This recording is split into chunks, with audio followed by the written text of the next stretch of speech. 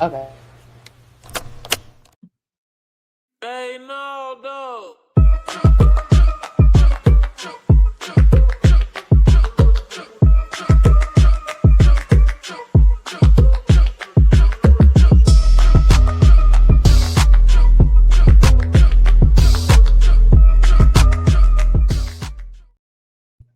What's up, y'all? And we are back to another episode of the Five Dish Changer podcast. I am your lovely host, Ashley Autumn, and I have a very cool episode planned today. We are talking music and sports with the General, Mike Patton. If you are tuning in for the first time, make sure you like, share, subscribe, tell a friend to tell a friend that we are here at the Five Dish Changer podcast.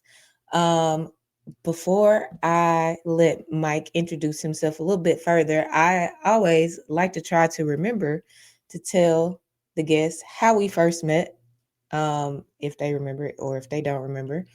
But the first time I met Mike, to my knowledge, was at a show that I had. And I'm not sure how you found out about the show. Maybe through Po Boys and Poets, if I'm not mistaken, because I did collaborate with them.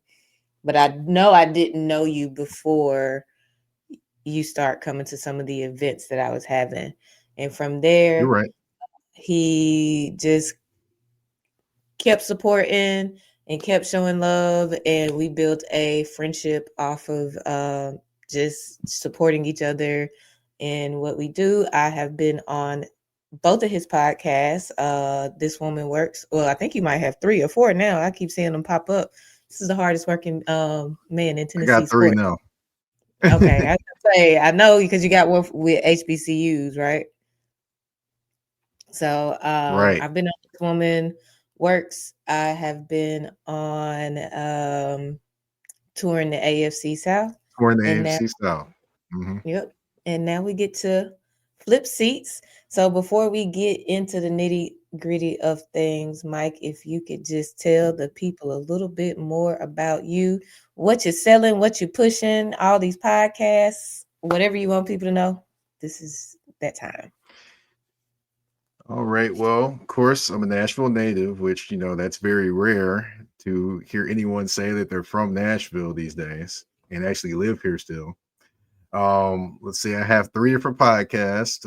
Like we just mentioned, I have a Tour in the AFC South was my original podcast. That's roughly 360 episodes in now, over 4 years. I have let's see, This Woman Works is over about a year and change that I've been doing that one. And the other podcast that I just started this year is called Let's Talk HBCUs with my co-host Scott Wallace, and we just did episode number 8 on that one. So kind of trying to get that one on track with the other 2. Also, I am a contributing writer for the Sporting News, which also that appears on Yahoo Sports and other different various places as well. And I do cover Tennessee State football and Tennessee State basketball as well. So yes, I stay busy.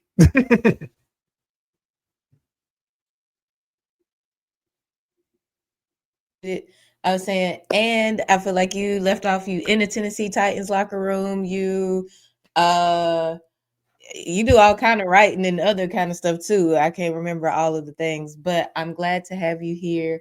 I love seeing the hustle. I just want to let you know I that to could, me, you are the hardest working man in Tennessee sports because doing one podcast for me is exhausting. So the fact that you're doing 3 is absolutely crazy, but I respect it and I love the hustle. Um, so we gonna get into it. What you came here to do? We're gonna start off with these picks and then we're gonna get into a little bit of conversation. So starting off, Mhm. pick number 1, and then there's questions to go along with this pick. So, what is your first song or album, and how does hearing it now take you back to that moment? Okay. First album, Get It How You Live by the Hot Boys. Taking it Hey, all the way back to like what, middle or high school. I think that was when I first started getting into New Orleans rap with, Cash Money and with No Limit, and it just that whole album was no skips. I just remember listening the first time I ever heard Lil Wayne rap. I was like, okay, that dude is special on the mic. I just knew it right then and there. You know, you're hearing Juvenile, you're hearing BG, you're hearing Turk. They all had their own, songs on there. But Wayne was just special on that album. And I was like, yeah, I can't wait till this kid grows up. I mean, kid, I'm saying kid, and we the same age.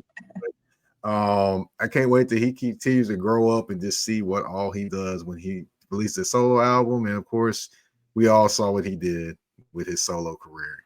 But yeah, that album, no skips, just an album that a lot of people do not talk about or even know that was the first Hot Boys album before the other one came out that was more commercialized. Yeah. Now, do you have a favorite song on that album, on that Hot Boys album? Let's see. 50 shots. 50 shots to set it off. Yes, that was my song on that album. Can nobody tell me that wasn't the best song on the album? And I was like, yes, come on with it. Yeah. I remember when this album first came out, I just looked it up. It came out in 97. And because I'm a preacher's kid growing up, it was a lot of stuff my mom wouldn't let us listen to. But I remember getting like bits and pieces of it from people who had parents that would let them listen to it. And I just remember looking at Lil Wayne and thinking like, this dude is our age and he out here getting it. And to see where his career ended up, he's definitely accomplished crazy things. Not crazy about Carter 6, but he has given us a very splendid career. So I don't know how much we can really complain about Carter 6 because he definitely has given us bops over almost 2 decades. So Yeah, definitely. we are going to get into pick number 2, song or album. And the question that goes with this one is, what emotion or memory does this track instantly bring up for you? Okay, we're gonna go Lucini by Camp Low.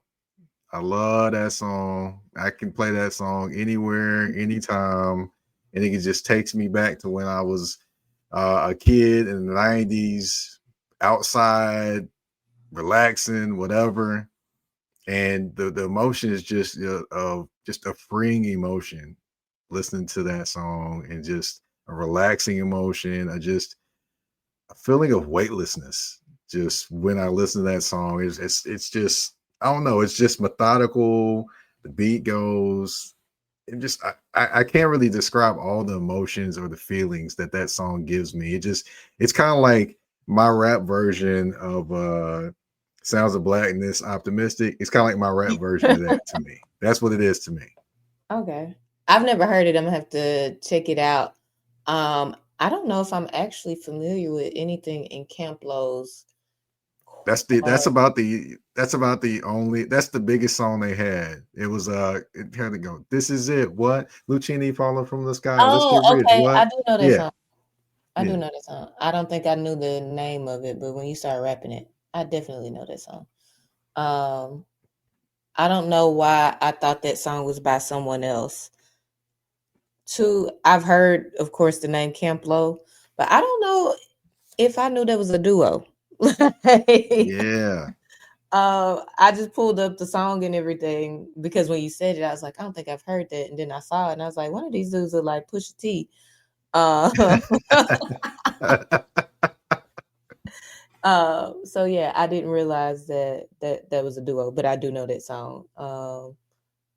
For whatever reason, when I first pulled it up, it said August 2024, but that's when somebody uploaded it to YouTube, not when that song came out. So that makes Mhm. sense too. All right, so moving on to pick number 3, song or album. And the question that goes along with this one is, what's one lyric or sound in this record that stays with you the most? Okay. The album is Thriller, Michael Jackson. Yes, I could listen to that album backwards, forwards, pick whatever song. You know, Michael got his distinct songs. Hee. That's always the one everyone thinks of. But I'm thinking of you know, all the different sounds he's got in that song. I mean, it's golly, Thriller. There's so many sounds in that song. You have that chilling voice over the just talking, narrating the video in Thriller. That sticks with me. If that counts as a sound, or um, you just have let's see, Lady in My Life was on that album, which that song was very, very underrated in my opinion. Yeah. So it's just so many different great songs on that album. And then just remembering the sounds of Michael Jackson and when he was taking it to that next level of artistry and performance. Yeah, I love the Thriller album. Of course, I knew the songs off the album, but I didn't really listen to the album itself in its entirety until like I was in college. Like I went and bought it and listened to it that way. And I was like, yeah, this is definitely a masterpiece. I agree with you on Lady in My Life. I think the instrumentation on that is just beautiful and very melodic. And then for LL Cool J to be able to come back and kind of sample it on Hey Lover, that was just a dope use of a sample. So I'm gonna have to agree with you on some Thriller. Want to be starting something that's on Hmm. there, and Man, Human Nature. yes. I know somebody on one of the early, I think it was John Joe. One of his picks was actually Human Nature off Thriller. So um, Hmm. good pick, good pick. I mean, they all good I, picks. They your picks. I, They your top I, five. I couldn't But pick just one song on that one. I tried. I was like, nah, I can't do it. that's why songs are albums. Like when I was putting the show together, and I was thinking, okay, 5 Dish Changer, and I was like, man, there were times that I just bought the CD single, and that song would have the CD might have 2 songs on there. So I remember getting like SWV Rain as the single, and then it had Lose Control on there, and I would just Hmm. listen to them 2 songs over and over again, and then in the next disc I might would have a whole album of Destiny's Child or whoever. So um I figured it'd be a little bit more interesting and easier if people had the choices to do songs or albums. Hmm. Um Going into pick number 3. Number 4. Number 4. I'm sorry, number 4. Song or album, and I'm gonna change this one up a little bit.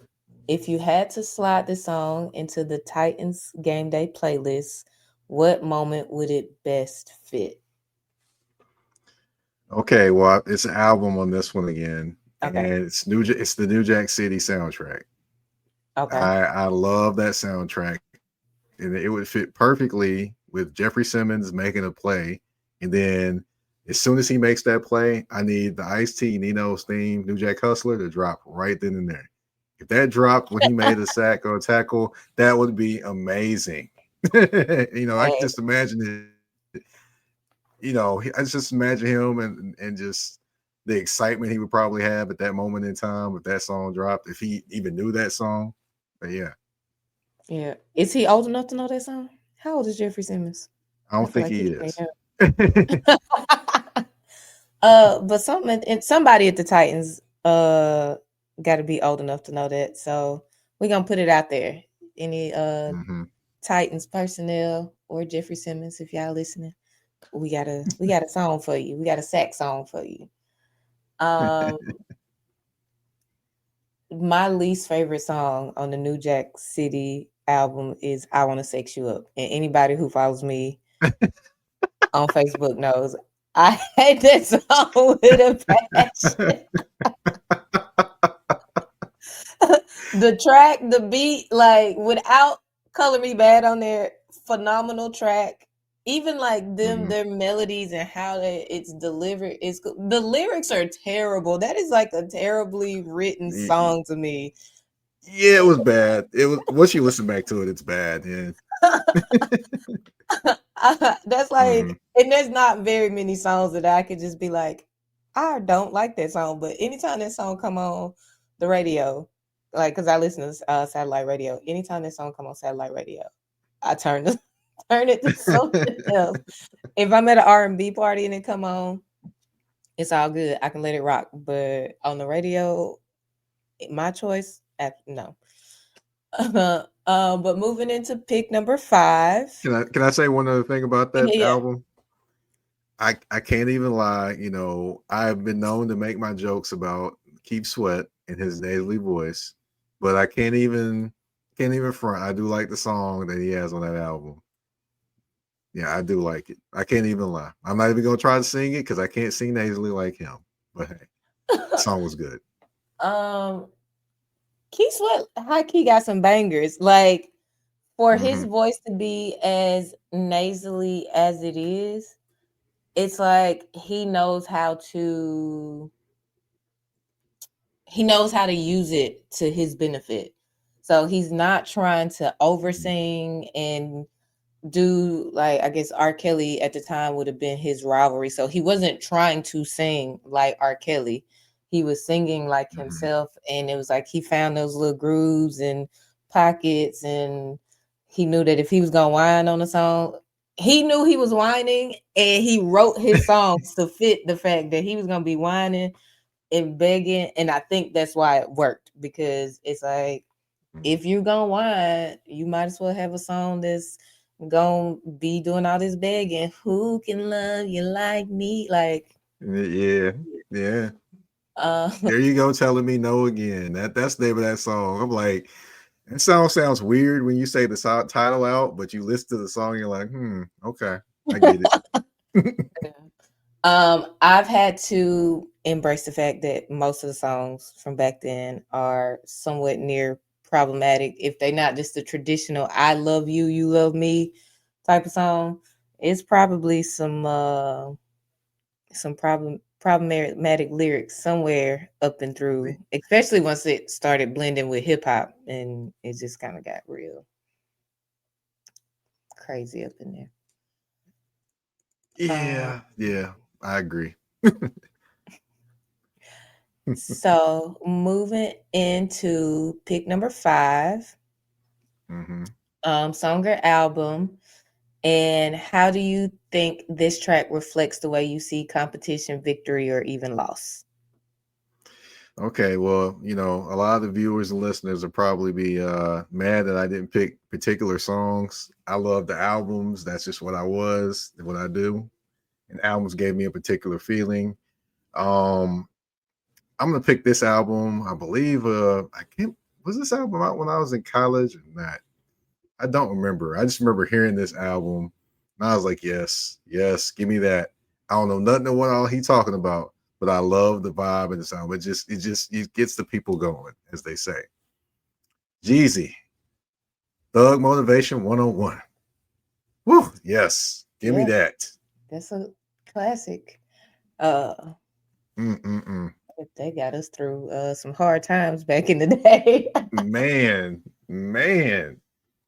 Man, I could listen to that whole album. I mean, you had the first song, and then what? But all the rest of them songs on that album, I'm like, come on, come on, Jeezy, Yeah. you just killing it. Um, I'm looking at that track list. It was 19 songs, and he gave Yeah, us 19 bangers. Soul yep, Survivor, Air hmm, Forces, Trap right, Star, Get Your Mind yep. Trap Star Right. was it though. Oh, Trap Star.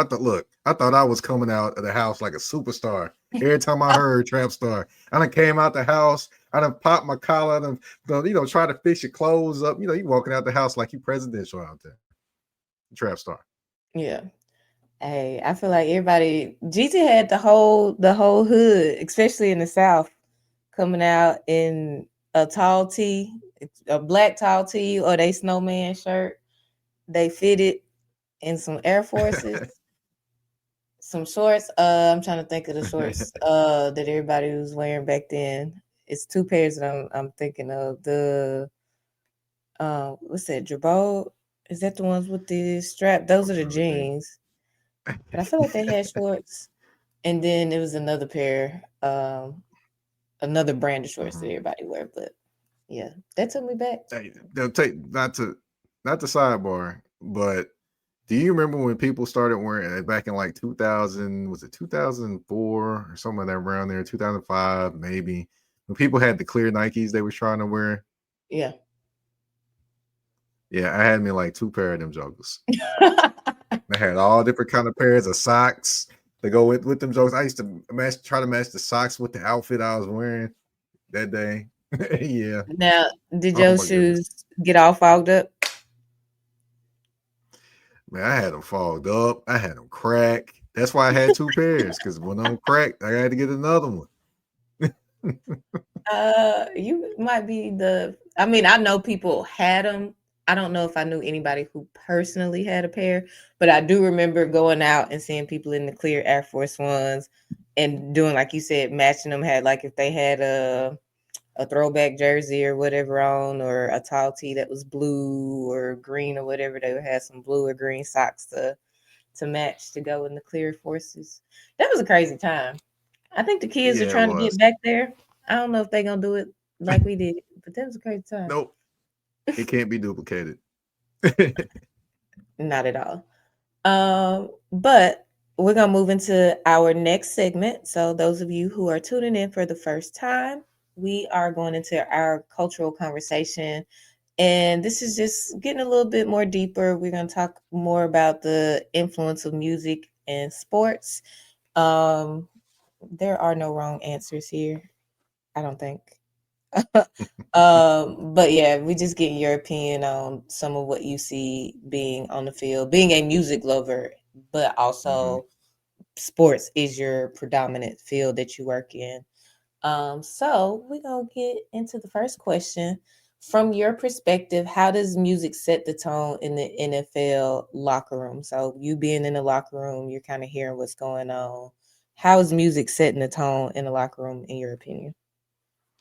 Well, it's interesting. You have some players that like to listen to R&B music to calm themselves down and relax, whatever. Like Arden Key doesn't listen to like crunk music. He listens to R&B music before games, which is wild to me. I've never heard that in my life. I've got one other person that has ever done that, and that was in college. A guy named Ronnie Totley.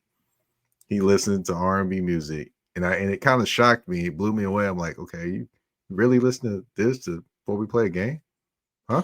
But Yeah. yeah, And Arden Key is a linebacker, so I would definitely feel like he would be trying to pump himself up. If I had to pick a player or position that I thought would be listening to R&B, it would probably be more of a receiver or a hmm, quarterback, like a skill position where it's like, let me calm down so I can focus and all of that. Linebackers, I feel like their goal is to knock heads off, so I feel like they would be listening to Head Buster. Um, now I will say this: listening to some of what the players listen to, like they play the players' playlist during warm-ups before the games. I don't think a mhm. lot of fans pay attention to when they're listening to these songs. They're listening to the actual players' playlist, and they'll put up there what player came up with this song or what player is on their playlist. And this is one that's going to crack you up. Johnny Hecker, the kicker, he Mhm. out there listening to Snoop Dogg and Dre. They put it up. I was like, hold up, this is the kicker listening to this. I was like, oh, okay, I didn't expect the kicker to go back to the '90s with Snoop Dogg and Dre. But yeah, Yeah. he was listening. I was thrown away. I was blown away by that. I did not expect it. And see, I can see a kicker listening to R&B because they have to be cool and level-headed. Snoop and Dre seems like it would get you too hyped to get out there and kick. But I like it. I like the fact that especially younger generations, they don't necessarily like they have their own, of course, artists and things like that, but they're more open to listening to older music. And I'll say that's probably the benefit to streaming. They're discovering music in real time and not necessarily this is what's out, so I have to listen to it now. They can discover something that came out 25 years ago and be like, "Ooh, I like this," and then it's in their playlist. So it's cool that he bumping some Snoop and Dre. I'll, So I'll now, give you go this. ahead. I'll give you this though too. The the one thing I will say about players, and just from being a former player all the way through college, is that you don't want to listen to music that's going to get you too hype, where you basically run out of energy within the first quarter of the game, because you got to have energy for the rest of the game. But you want to have music to get you to that edge at least, or get you to that zone. Like to give you an example, my first game I played in high school, in terms of my first start ever, junior in high school, I'm listening to Big Ed. Do you remember who Big Ed was when he was with No Limit? He had one album. I listened to that entire album before I made my first start ever in high school football. Had 10 tackles and interception. I still remember that game like it was yesterday. 10 tackles, interception, and we won the game. And it was pouring down raining.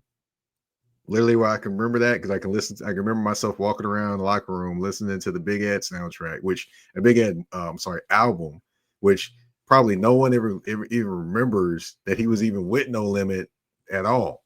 But yeah, I do. And I remember that album. That's back when Master P would have an album, and then he'd have Coming Soon and all the little cases of different artists that would be coming next.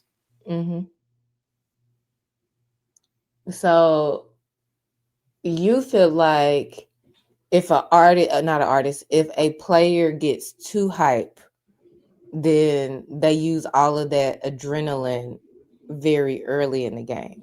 So they have to listen to something that's going to help even that adrenaline out through all 4 quarters. Interesting. Because like when I played softball, there was a playlist that I had. Like there was a part of my pregame ritual.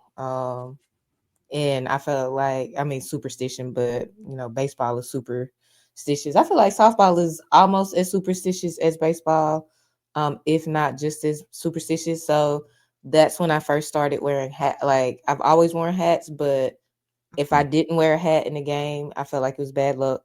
So now I wear hats because it's like I don't wear the same hat, but it's like my lucky hat, so to speak, when I put on the hat. And then I had a playlist that I had, and my junior year, it might have been my senior year, it had like Uchi Wally on there. It had some Lil Jon on there. Yeah.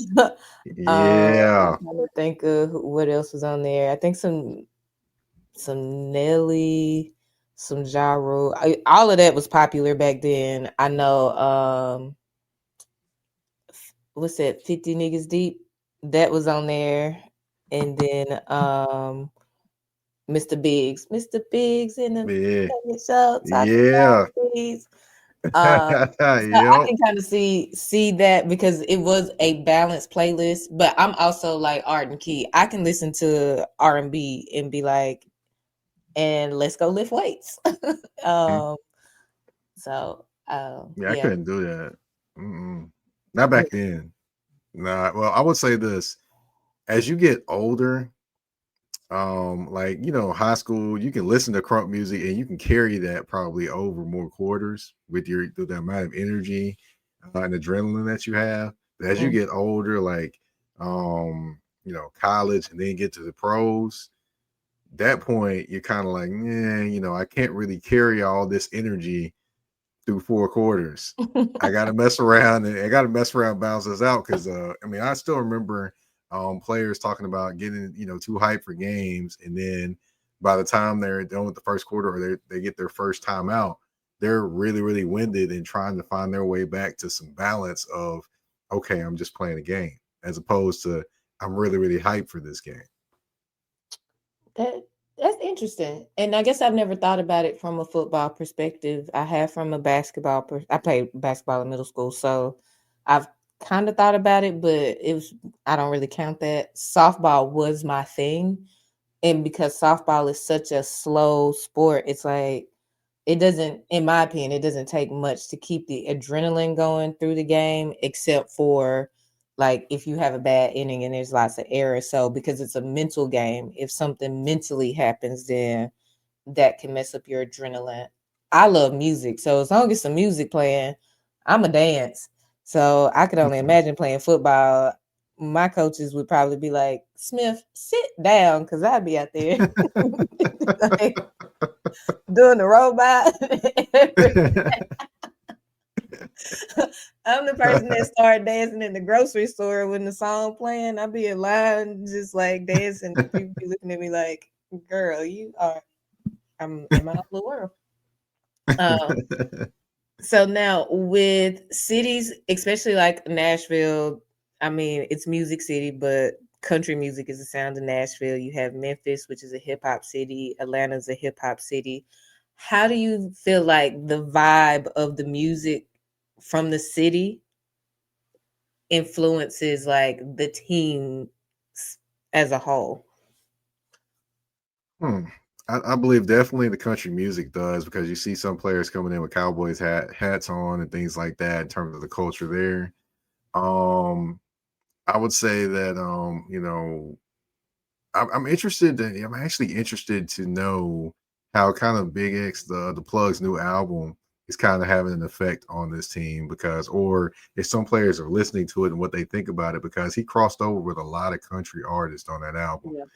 and basically was like a country western rap album, which is a little bit different than what anything that's out now. So I would say maybe the culture of different things, but as far as the culture of the city, you would see that the country music is definitely had an effect on some of the things that some of the guys wear in terms of games. If you like, for example, if you watch like Teron Davenport, he actually is there before every game when players are walking in the game and seeing their outfits they have on.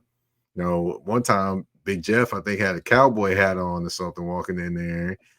You see Cody Barton, he pretty much, he's worn a cowboy hat a few times already. It's his first year with the Tennessee Titans.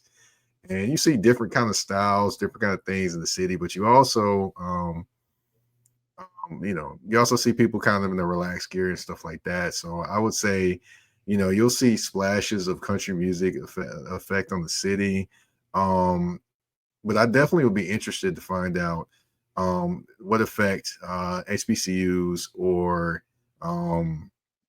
the National Museum of African American Music may have on some of the players, which, for those that don't know, National Museum of African American Music is here in Nashville, Tennessee. So I just want to, I'm interested to how that kind of effect, those different influences and cultures here in Nashville have an effect on, kind of their dress code more than actually the country music does. Because the country music it's everywhere pretty much here, even though I would say gospel was actually here too as well. And that Music Yeah. City was actually named after not country music, but it actually was named after the Fisk Jubilee Singers and not country music. But people that come here and hear about Music City, they think it's because of You country think it's music and not yeah. Fisk Jubilee Singers. Exactly. Put the people on some game. Give them some Nashville history, Mike. Mm-hmm. I wonder, not to give Beyonce all the credit for country music, but she definitely helped it be more mainstream, especially for Black people to be more Mm-hmm. comfortable with wearing the cowboy hats and having that aesthetic. I would like, I don't say I would like to, because I know I'm not going to do it. It would be interesting to see before Cowboy Carter, after Cowboy Carter, how many Titans players wore like country, the hats, the boots that came in the big trucks before it was cool to do so, versus now where it's a little bit more mainstream. And Coach Prime, I think he helps that aesthetic too, because he's Mm-hmm. always in the cowboy hat with the chain. So he gives us a little bit urban cowboy vibes. So it would be interesting to see before, I'm gonna say before those key players like Coach Prime and Beyonce came on to the scene and embraced country, how that was how the Titans specifically embraced that.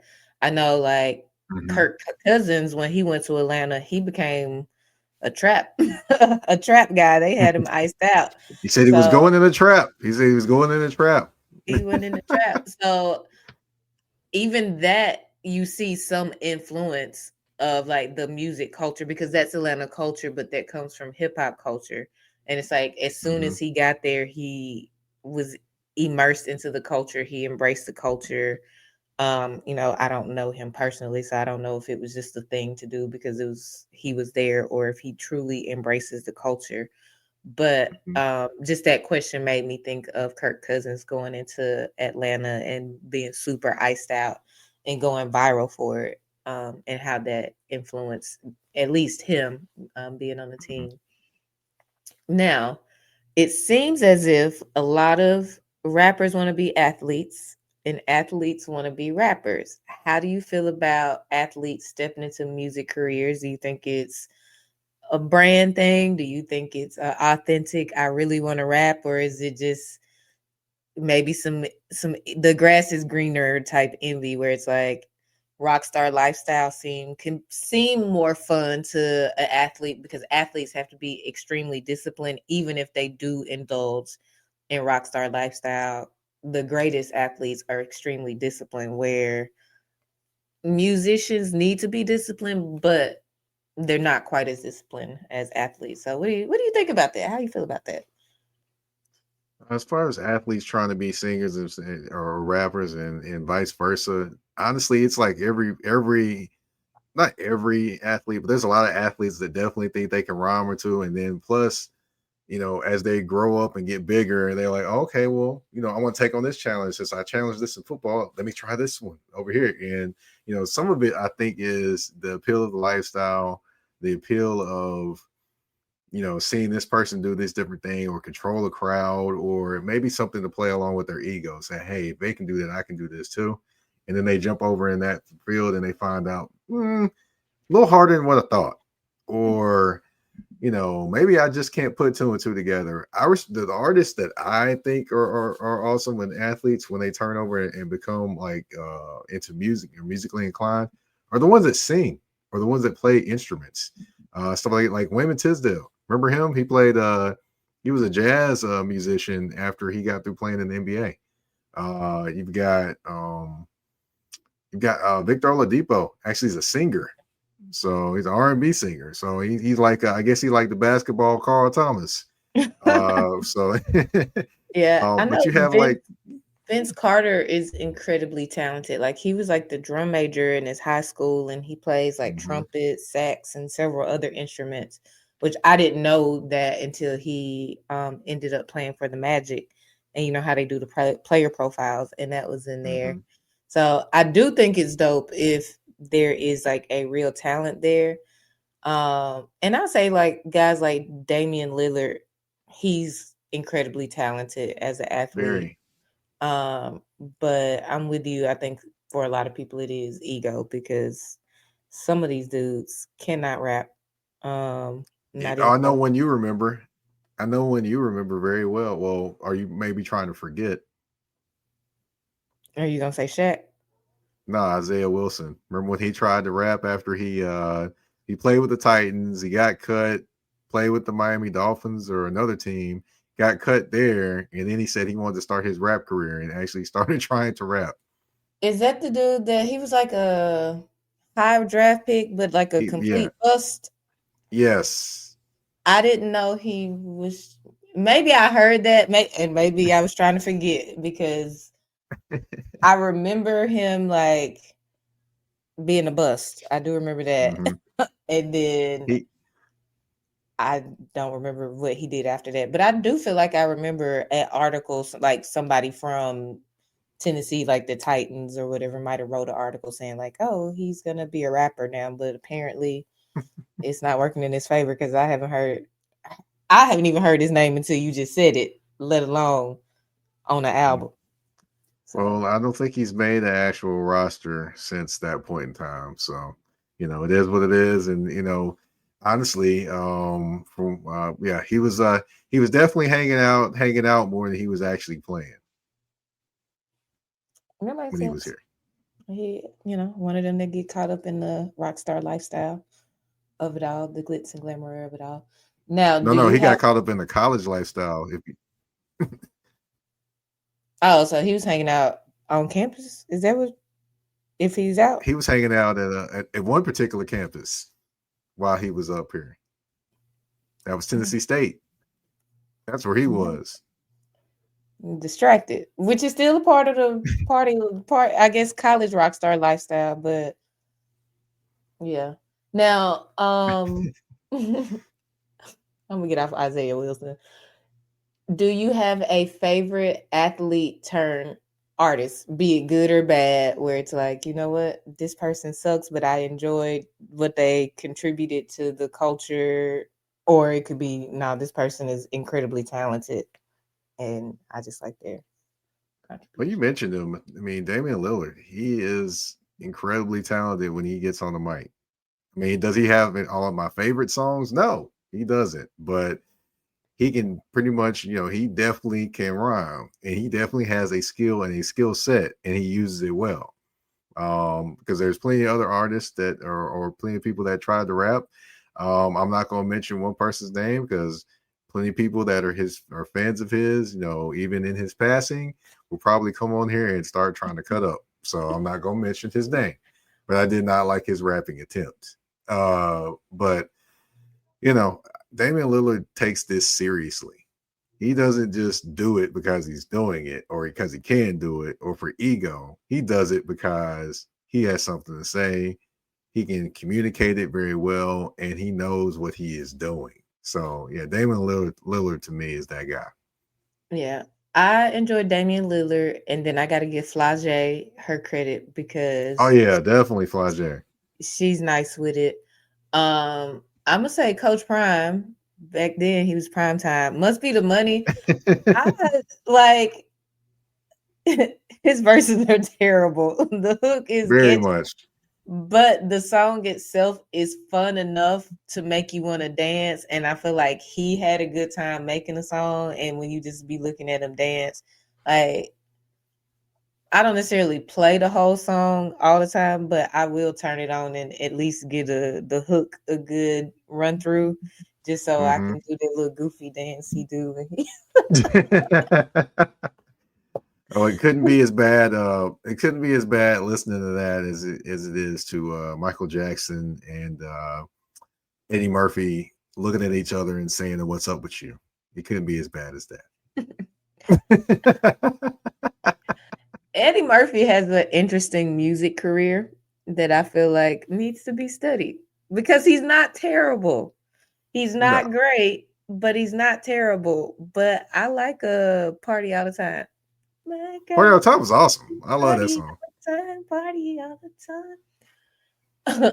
Now, And the "What's up with you" was the "What's up with you." I'm like, I still remember in living. Was it in Living Color? Was it interrupting? It's interrupted like, national TV. It was like a world premiere on TV that they world premiered this video and just stopped everything. And I was like, for this, why? This is horrible. hey, they were the two biggest. I couldn't stop laughing, and I was a kid at that time. They were the two biggest black men in media at the time. So somebody had the right idea to be like, let's bring them together. And Eddie Murphy, I can see him, especially at that time, really trying to get his music career off because he's dropping music and he's like, I'm gonna do a song with Michael Jackson. And Michael Jackson had to think he was at least decent because Michael was cold blooded. It wasn't like he was just working with anybody and hopping on a song with anybody. But it didn't stick. So you're right, it wasn't that great. Um, I need to ask both of them what was up with you on that after that.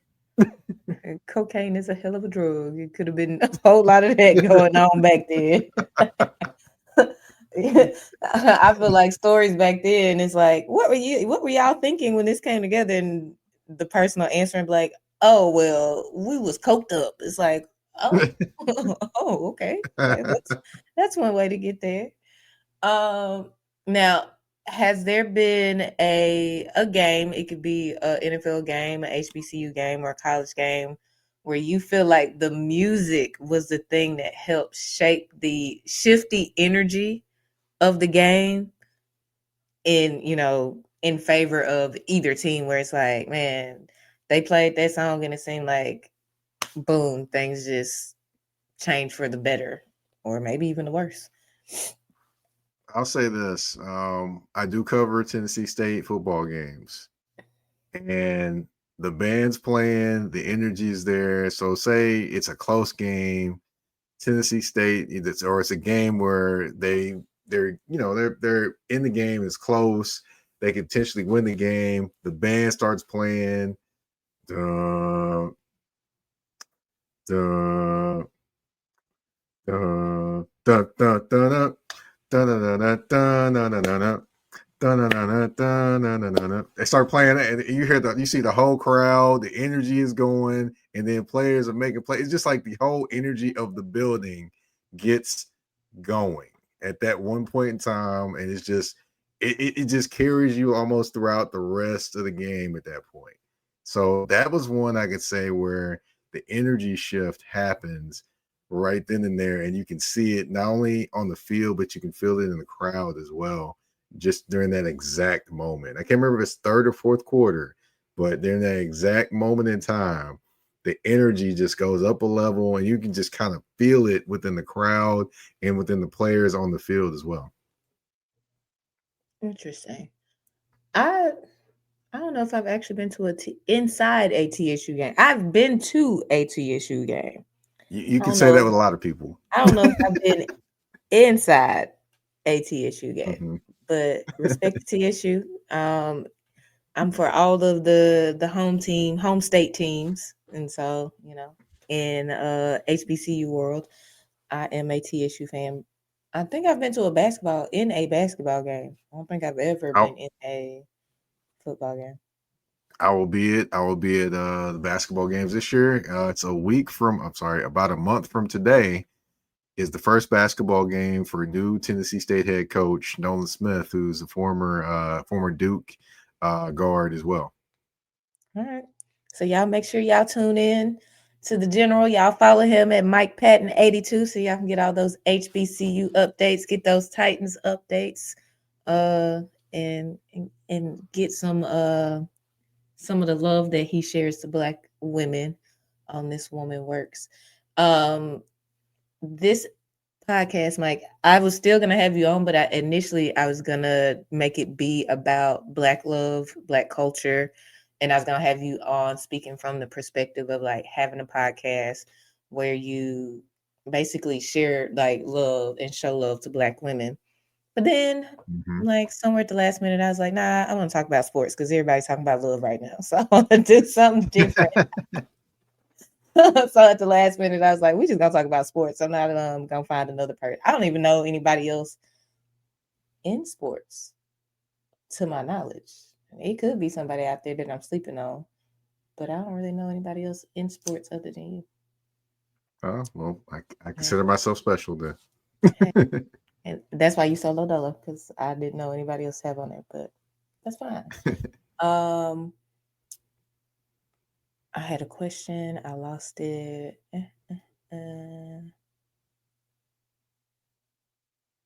Oh, okay. This is the last question in the cultural combo. Have you seen athletes use music to express identity or culture in a way that sticks with you?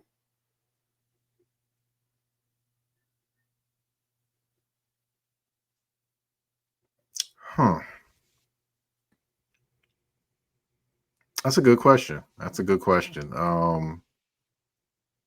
Not that I can actually remember off the top of my head to use it as an expression to, I guess, communicate or things like that. Wow, that's a good one. I'm trying to think now. I'm like, have I ever had it? Wow, that is a really good question. I think you have officially stumped me there because I cannot think of a time where an athlete has actually just communicated everything with music or kind of let you know what it is with the music they're playing. A lot of times they either get angry or they put a statement out. They don't necessarily give you the music with it. So that's why I'm like, that's a good one. That is a good one. That's a good one. But only thing I can think of is that's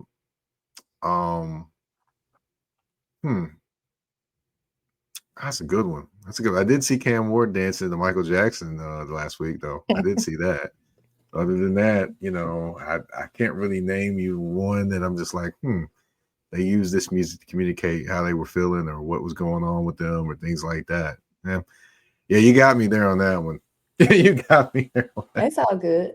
I feel like Antonio Brown a little bit. I wouldn't say it was his primary way of communicating, but I feel like Hmm. he good to throw some lyrics or something up on Instagram to express whatever foolishness he's Hmm. into at the moment. He been quiet, so let me not speak him up. He been I, out of trouble. He been out the way. I will say Geno Smith actually, I think he actually wrote a rap bar with what he said. He said, they tried to write me off, but I didn't write back. That was a rap bar right there in its own right. Yeah, So, I wonder if he used somebody, if somebody said it, or if he came up with that one off the top of the well, dome. there's a lot of sayings that people say that probably people came up. I've got one that people I really don't think anyone has ever said. I ain't gonna say it right now because I'm like, yeah, I'm saving it. I'm saving it because I wanna use it and actually call in to the Bomani Jones show and actually because he's gonna have a segment about sayings that you thought you said and that you thought you introduced and you own it. And this one, yeah, I gotta say for that one because I'm gonna call in and he's gonna be like, wow, I've never heard anyone explain a basketball player like that. So Okay. I know I teased a lot, folks. I know I teased a lot, but hey, I can't give that one away. I can't give that one away that easy. No, not this It's all good. We'll be on the lookout for it when you do drop it. But we're gonna stop right there as far as the cultural conversation and go into our next segment, which is the parking lot pimping segment. For those of you one. listening for the first time, this is just a quick, fun segment where we get to stunt on the people. Back in my day, as the old folks say, we used to lead a party, or sometimes we would just not even go in the party. We would hang out in the parking lot and we would talk to people and we would play whatever song we wanted to stunt on other people with. So in this segment, I'm asking the general, Mike Patton, what you stunting on the people with? It's the let out. And you in your car, you with your people. What you stunting with? Okay.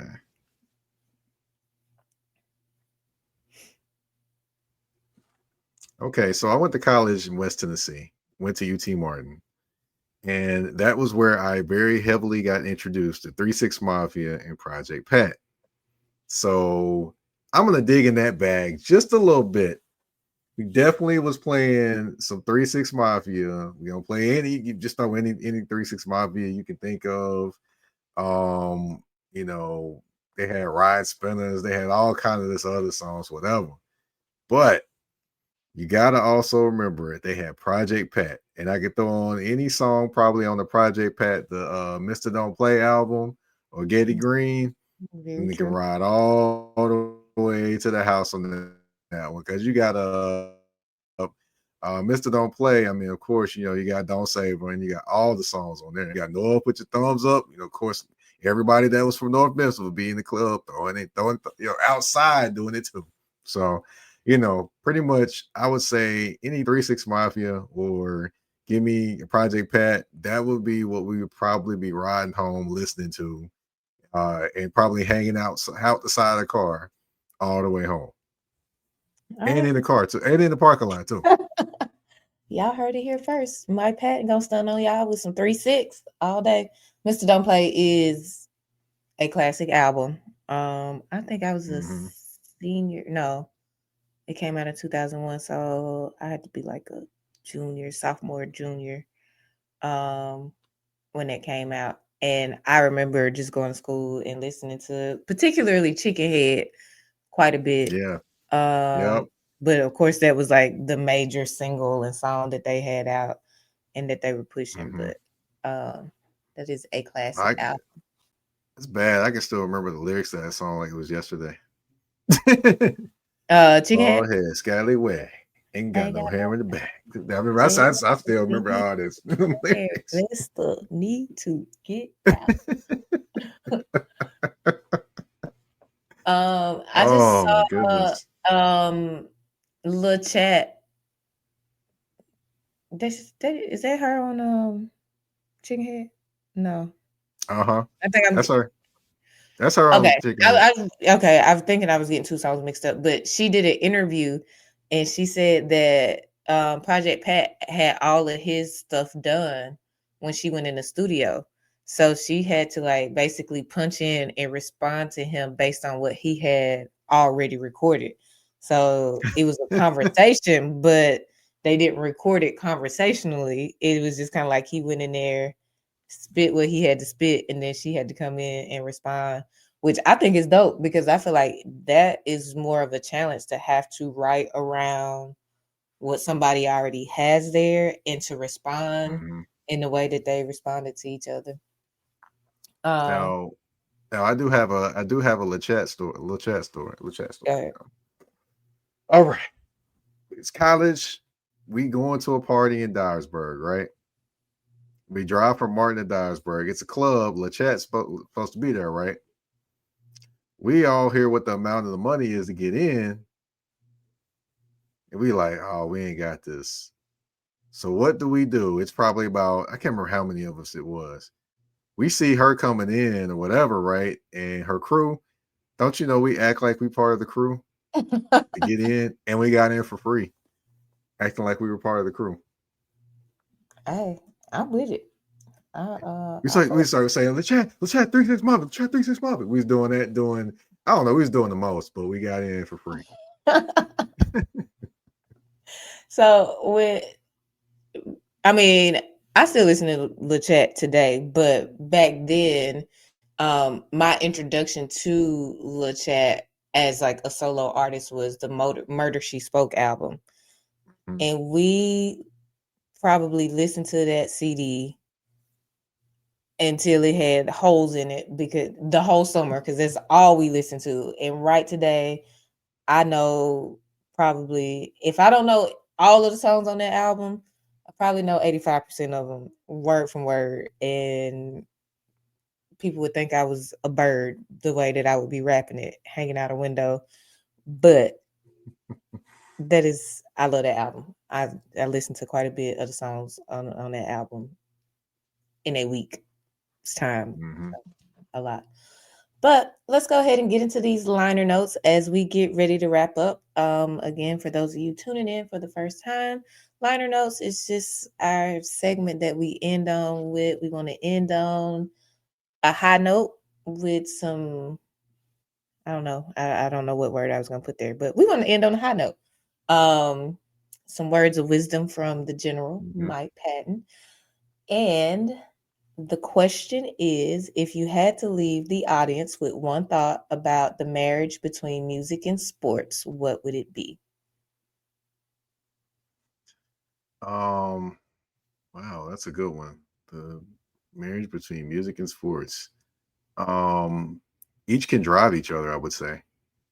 Let each flow within each other because the music is going to, imitate art which imitates life, and sports is life for a lot of people. Whether it's you're watching it, whether you're playing it, whether you're reliving old days of it. Um, those two kind of marinate within each other. They do communicate emotions, just like football and sports do. Just with basically sports and life and music, they're all intertwined because they all give different emotions, and they all can make you experience different emotions or make you feel happy, sad, all those different things. And they're literally just I would say different phases of life, essentially, that you look at or see or things like that. They can always send you up and down. It's kind of like a roller coaster, basically watching sports and life intertwine with each other and how they kind of intersect each other. Kind of like with you got a song that's got a big beat, a hype beat. You're gonna see that big run that made you just smile or get excited and things like that. Or if you see something that's kind of melancholy and sad, you're gonna see a quarterback get sacked and not get a chance to win the game. But yeah, it's kind of like sports and life are just intertwined, and they're just all a roller coaster of each other. But you got to also remember, you got to get off that roller coaster and live your own life too. You can't exactly be on that roller coaster of emotion and think it is your life, because at the end of the day, it is a game. It is music, but it isn't exactly your life. And you got to remember to keep going in your life as opposed to keep going in somebody else's music or somebody else's life as well. All right. I think that's a perfect note to wrap it up on. Um, I want to thank you again, Mike, for taking time out of your incredibly busy schedule because I think you record sometimes on Thursdays. So that means you had to take time out of your own recording um, to be here with me. So I definitely appreciate it and want to share gratitude with you on that. I also want to give you your flowers. Again, I think you the hardest working man in sports, at least Tennessee sports. I don't know about everybody else state, but from what I see, you out here getting it. And so I think that is admirable. I don't have it in me. I get too tired. I'm already ready for the season finale of this podcast. So I can't imagine doing three at all. I'm so ready for the season finale. Speaking of the season finale next week, I am taking off because it is my birthday, and not only is it my birthday, I have work obligations all week, so I will not be able to record next week. But the season finale will take place the following week. It will be the People's Playlist where we will go through some of these picks and look at maybe some music videos to go with some of the picks from our guests, and we just gonna have a party. So that would be the People's Playlist. Again, my name is Ashley Autumn. Buy some of this merch. You see this hat? If you watching, you see this hat? Go buy some merch. If you listening, go buy some merch. Talented10thshop.com. Again, this is Mike Patton. Go follow Mike Patton at Mike Patton 82 on Instagram. Is that your TikTok handle or you just strictly Actually, that's my Twitter handle. Be honest, that's my Twitter handle. Oh, well, if you want to get some tweets, Mike Patton 82. I know that because your Instagram is the general The MP. general MP, yeah. Yes. So if you want to see some of those interviews, see them in the locker room, definitely tap in the General MP, Mike Patton 82 on Instagram or Mike Patton on Facebook, wherever you want to check him out. Again, Mike, thank you for taking time out to be in here. We're gonna play this theme music and we're gonna get out of here.